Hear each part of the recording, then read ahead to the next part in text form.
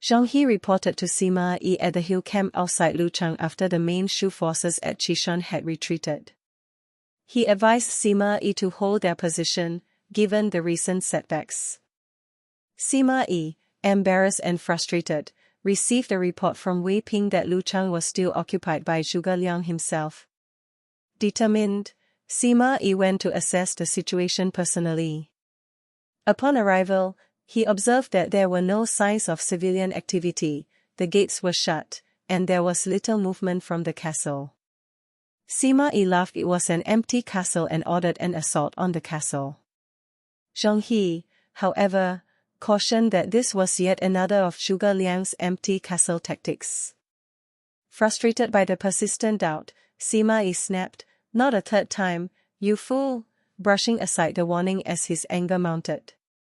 He ordered Wei Ping to lead 5,000 troops to capture the castle. Wei Ping followed the orders and successfully took the castle, only to find it abandoned with neither civilians nor troops present. The Shu soldiers patrolling the castle walls were nothing more than straw dummies, animated by the wind. These decoys disintegrated the moment Wei forces tried to lay hands on them. The speed and stealth with which Zhuge Liang orchestrated and manipulated these straw soldiers left everyone in awe. Many speculated that Zhuge Liang could only have pulled off such a feat with divine help, and they began to praise him as godlike.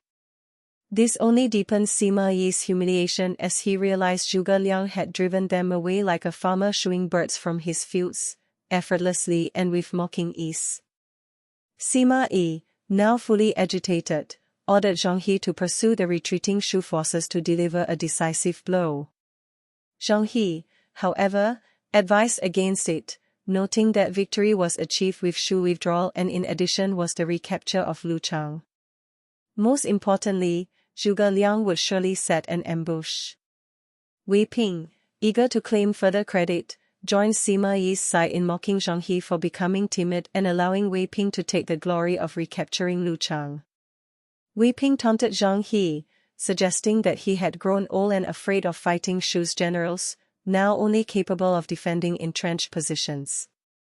Sima Yi, visibly disrespectful, exchanged a sharp glance with Zhang He and mocked him further, suggesting that he would lead the chase along with Wei Ping, leaving Zhang He behind to stay at Luchang.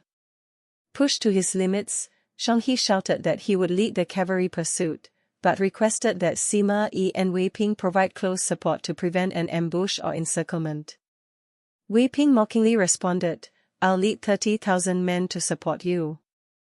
Sima Yi reassured Zhang He, promising to lead 3,000 troops as additional reinforcements. Thus, Zhang He set off with 5,000 cavalry.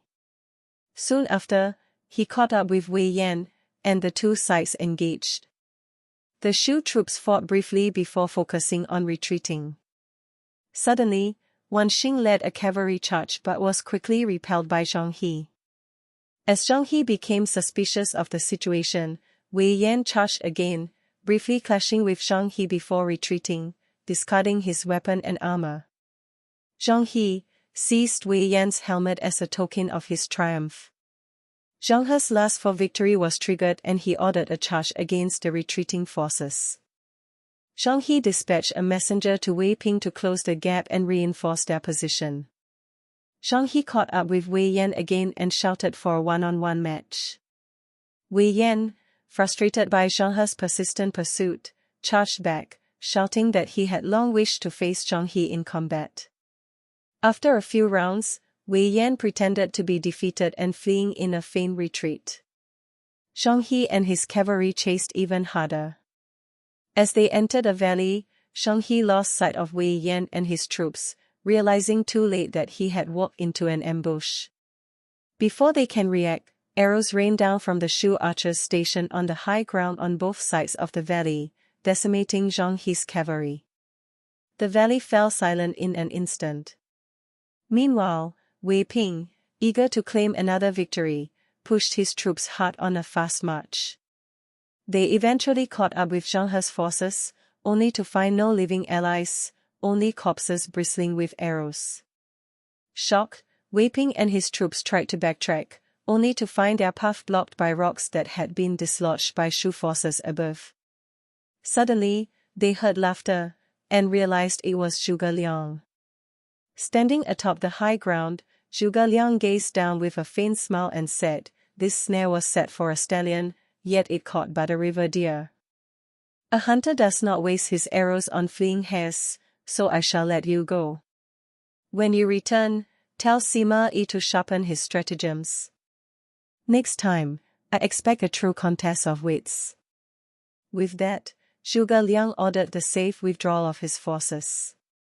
Sima Yi, having lost many troops repeatedly and now a tiger general, was desperate.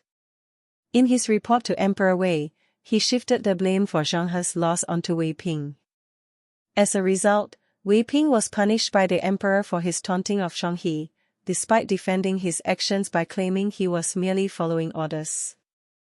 As the emperor had no one else capable of dealing with Zhuge Liang except Sima Yi, the punishment was laid entirely upon Wei Ping, and he disappeared from history. This, in turn, was an indirect way of punishing Sima Yi, who received neither reward nor commendation. However, Sima Yi in his heart was delighted at the removal of his politic rival Zhang He. In secret, Sima Yi was rejoiced and hid his satisfaction behind a mask of grief. Zhang He, a loyalist to the Chao family and a potential rival, had been removed from the board. Gazing at his caged songbird, Sima Yi mused with cold amusement, "A ruler is like a songbird, best kept behind bars. Let it fly, and it may never return to its perch." Without realizing, one of his concubines was Emperor Wei's spy. Meanwhile, in Shu, Zhuge Liang prepared for his next campaign.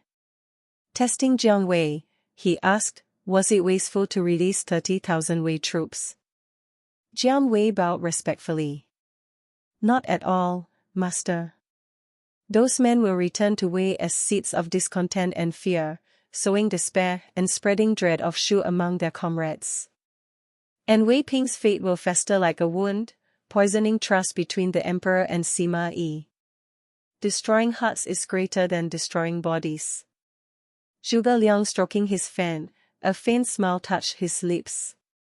The game was unfolding as planned. Subscribe for more fascinating historical content and thought-provoking insights on topics that spark deep reflection. Thank you for watching.